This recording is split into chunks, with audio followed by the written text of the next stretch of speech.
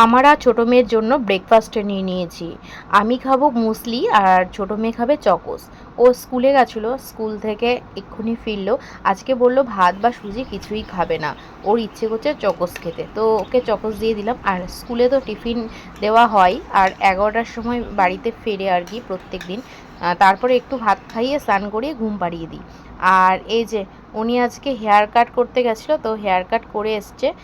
আমাকে বলছে যে কেমন লাগছে দেখো। তো হেয়ার কাটটা খুব ভালো হয়েছে। দারুণ কেটেছে, ফিনিশিংটা দারুণ। ভালো কেটেছে।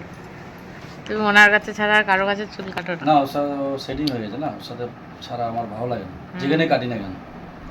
বুঝলেও জানে যে বিশ্বজিৎদার কি লাগে। একবার একটা টুসদ্দুই করি না, ও জানে কি করতে হবে। ভালো হেয়ার কাট বলো আর আইব্রু বলো, আমরা কিন্তু একটা জায়গায় সিলেক্ট করে নিই যে এখানে কাটবো। সবার হাত কিন্তু একই নয়, আর কাটিং কিন্তু সবার ক্ষেত্রে একই, মানে একই হয় না কাটিংটা। আর আজকে দেখো বার্গান্ডি কালার করেছে, উনি হচ্ছে কালার করেন আর আমি করি হেনা। কারণ আমার হেনাই ভালো লাগে, এমনিতে আমার গ্রে হেয়ার প্রচুর।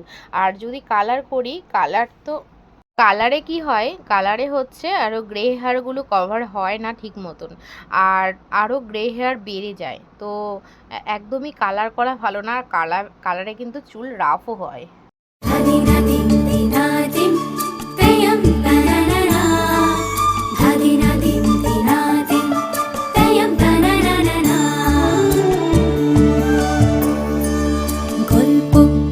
গল্প যায় মেঘের ডিঙি ছই, জীবন ভাসে জীবন হাসে বিন্নি ধানের খই, বিন্নি ধানের খই, বিন্নি ধানের খই। কন্যা হাসি প্রতিবেশী উঠোন থই থই, ভাটায় হাঁটা জোয়ারে ছোটা বিন্নি ধানের খই। সত্য রোয়া ধানের ছোঁয়া মোহর কিনি সই।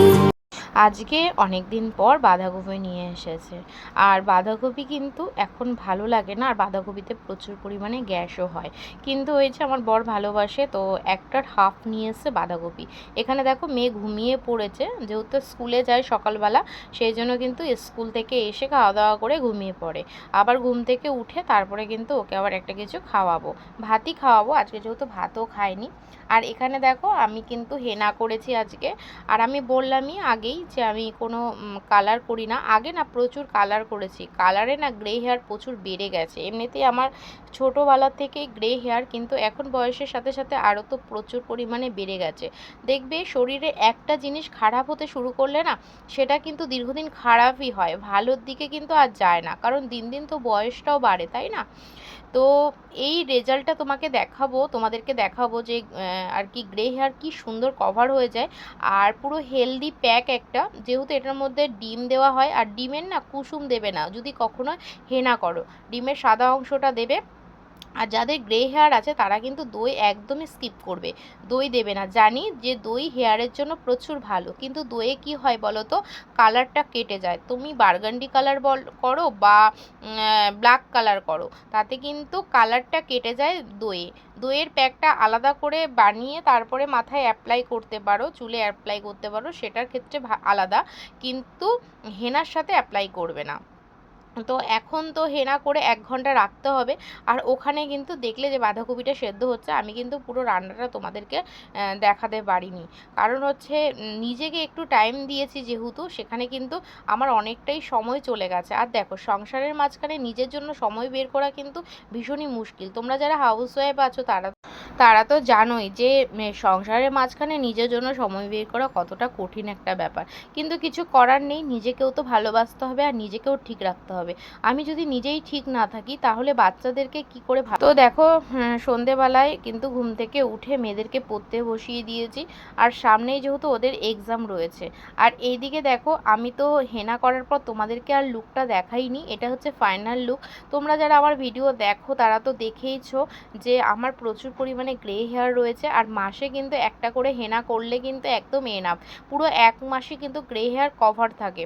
আর কালারে কিন্তু সেটা কখনো থাকে না, আর কালারে কিন্তু হেয়ার প্রচুর পরিমাণে ড্যামেজ হয়।